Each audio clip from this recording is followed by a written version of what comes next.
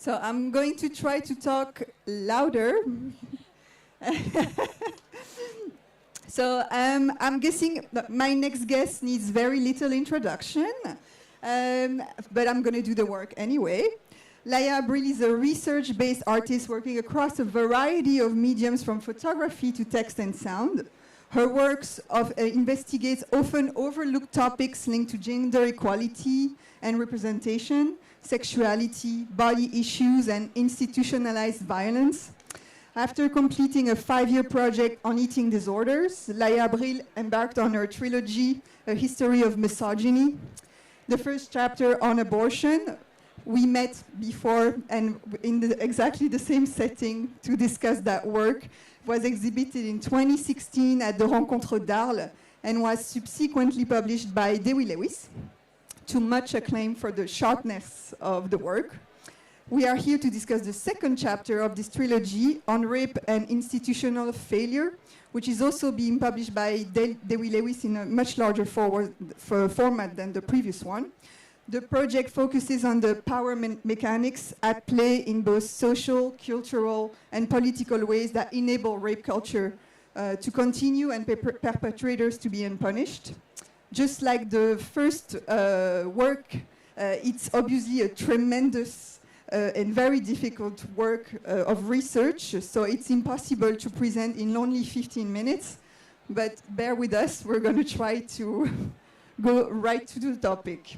So it follows on rape, follows a similar red thread, yeah, it's already playing, then on abortion in its construction with a vast research of different layered media, presenting text, interviews, objects, testimonies, and photographs. Looking at the scope of rape culture in history, media, and different culture across the globe, how and where did you start your research for this visual essay, and what was the starting point? Hi. Hello? Yeah, hi. Thank you, everybody, for being here. Thank you for having me. So, you know, it's interesting because when I was doing on abortion, my focus was on putting and visualizing something that it was pretty much not happening in the media. You know, illegal abortion was not part of the conversation back in 2015 before the Me Too movement. So when I was starting on rape in 2017, actually, this topic was making the cover of the newspapers because we have the Harvey Weinstein case, we have the Me Too movement happening. So why I would choose that as a second chapter if, you know, my goal was talking about something that no one was talking about, and in this case was not the case. So what happened is that I started to look about how we visualize rape on the media. There was this very big famous case, I don't know if you know, in Spain called the Wolf Pack, La Manada, in which 5 men have gang raped a woman, very young woman, and during the trial they have decided that it was not a rape, it was only abuse, because there was a video, which is a very interesting thing because we didn't have videos before, and the judges had decided that by looking at the video, she was not struggling enough, so that was not a rape. So everybody got to the streets. Everybody was extremely upset, which is not very normal in Spain regarding to women's rights. And then I realized we are putting a lot of pressure on the victims. We are photographing them, and we are making their body to be the evidence of what's going on. What if we switch the focus, and instead of focusing on these victims and, you know, breaking their vulnerability, their privacy, and everything around it, we focus on the institutions that are failing us, like the justice system, the rape cultures around us, like the church, the military, the marriage. Like the society has built this perfect system. It's not really a broken system. It's perfect to do what they want to do, which is to have these issues to prevail and not being punished in the right way or prevented in the right way. So it's a meta project in a way because I thought a lot about how do we visualize this being ethical with the people who are involved. It has a lot of historical parts also and a lot of object. I'm also interested in, like, what was the? It's so huge, the scope of it. How did you decide, and by which entrance door did you start with the project? So the testimonies are a very important part of everything, every chapter. And in this case, I don't know if you've seen, I decided to do this installation where you have real size images of the garments and the uniforms of people who have failed this institution punishment, this institution failure and violence. And this way, these are also objects, and I'm making this sort of portraits of these, again, military system, really, Catholic Church system, school system, who is part of this problem. And then in terms of history, when I did on abortion, I was doing a comparison between the present and the past. It didn't make sense to do this here because it's not like, it's the same in a way. So what I did is to use history in order to go back to understand the origin of these laws. So I actually found out one of the first laws of rape was in the Bible. And it said that if you were raped inside the city borders, was not your fault. But if, it was your fault. But if it was rape outside the city buildings, it was your fault. The other way around. Sorry, I will explain. Because if you are inside, you would be able to scream enough so people can come and help you. And when you are outside, because you're outside and no one can help you, then it's not your fault. So this started to trigger an idea of historical elements and that the objects, some of work as a visual metaphors to make you understand all these origin elements of myths, of laws, of policies, of ideas that they are being there since the beginning of time, and we still use them as part of our culture. Another part that was already the case on abortion, but maybe it's more visible on rape, is that you chose to depict no graphic violence whatsoever in your book, neither in the text nor in the images. And I think it's a very political choice in a way that goes against the grain of mass media journalism and victim representation. Can you tell me more about this choice and how it also influenced the construction of the work visually and in terms of text? So with an abortion, in a way, I didn't photograph anything that visually was striking you, because it was not about the abortion, it was about everything else around it. So there was about the consequences, no? I needed to have people facing the situation, I needed to have visuals of testimonies, because we didn't have an idea of what a woman who have done an illegal abortion looks like. And I wanted to demystify that and portray them in a very dignified, strong, political way. But when going back to on rape, it's everywhere. It's Game of Thrones. It's in every movie. It's in every series. And it has become something that it's almost romanticized by the media. And of course, in documentary photography or photojournalism, is actually being all around this pressure that I was mentioning about having the victim to be the face of what happened, when for me, what it should be portrayed is the one inflicting the pain. Obviously, photographing rapers or perpetrators is a completely different story and is already a very complex thing. But what I wanted to visualize here were the institutions. So for example, we have a piece in the show and in the book which is made of 3,000 ID pictures of priests from the Catholic Church from all over the world who have been accused and prosecuted for sexual abuse of minors. So that piece, where you can't actually see the faces because it's blurred, with the glasses blur, is representing the Catholic Church basically allowing this to happen for centuries. So for me, that switch of the pressure and showing that violence behind those structures is much more important and much more ethical than showing a female body or not even a female body, it could be any kind of other gender person, but in general, obviously, women's bodies being, especially in the media, portrayed in that sort of scenario, which was nothing I wanted to do with. One of the most major point of the research was also to unveil the mechanics of the institution that are at play when protecting the attackers and that invisibilize the survivors of sexual abuse. I think you tackled that in the book by layering a large scope of various information from the myth, the object, the tradition, the interviews, dating back from 100 years ago to today. Well, in your sense, what are the limits of the book medium to show a work that's so layered, multi-layered, and that tries to uncover basically something that's invisible? All the limits. the limits are not only the book format. I mean, actually, this is born as an installation. That's the way I work now. I do first installations, then I do the book, then I go back to do the installations. The limit is in myself. I'm very ambitious in the way that I'm pretending to visualize a global transcultural, transreligious, transhistorical perspective, which is almost impossible because I'm a white South European woman who has a limitation of being one person.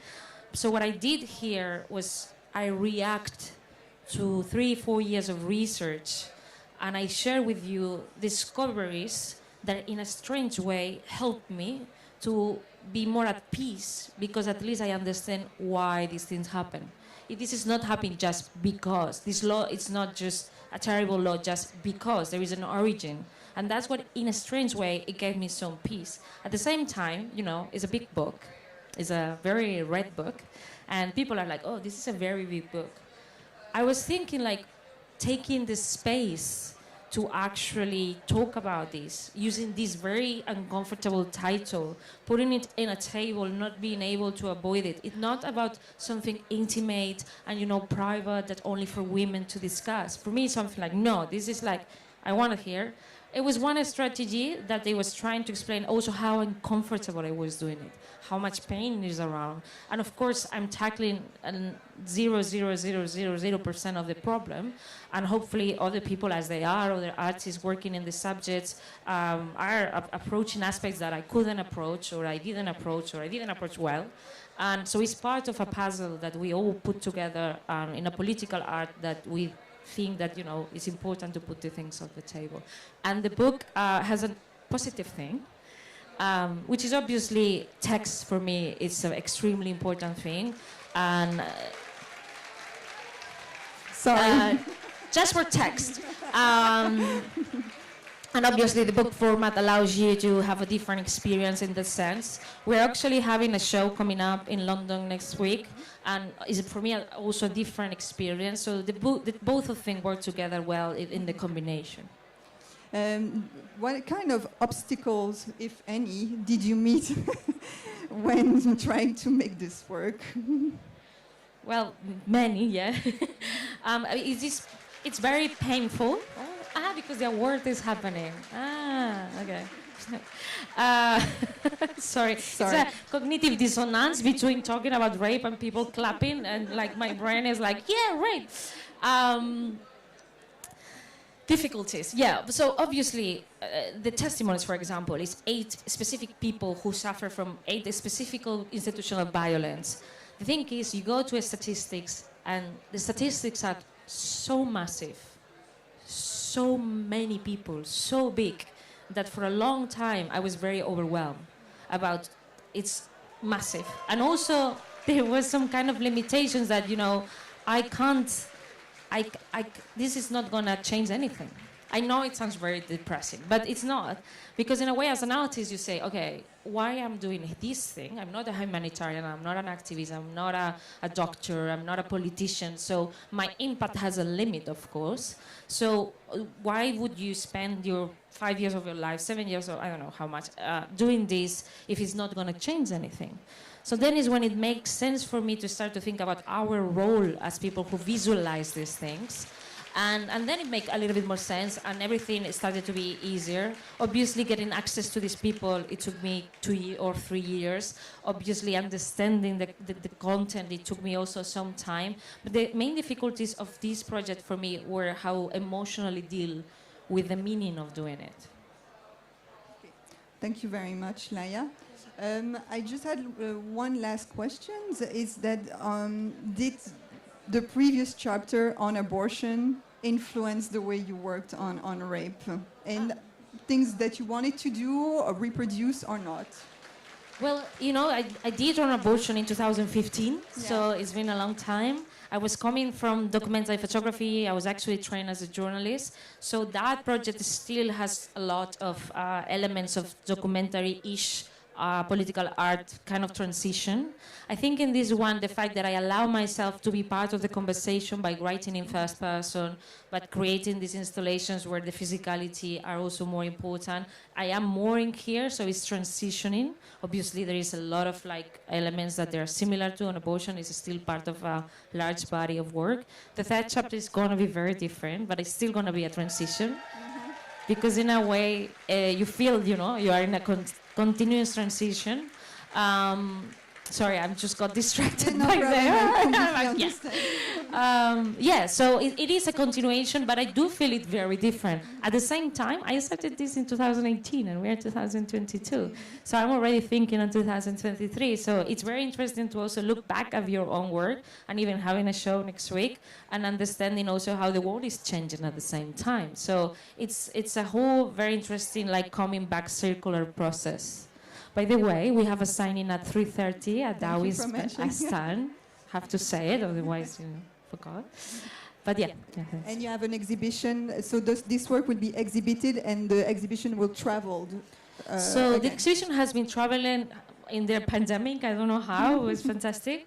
But yeah, we do have a show opening next week, or it's actually open, but we inaugurate next week. It's organized by the B&A Museum in London, but it's hosted at Peckham 24 Copeland Gallery. And we hope that we have more shows of this one, and obviously for the next chapter coming up next year. Thank you very much, Laia. We're again coming up at the end of our time. Does anyone have a question for...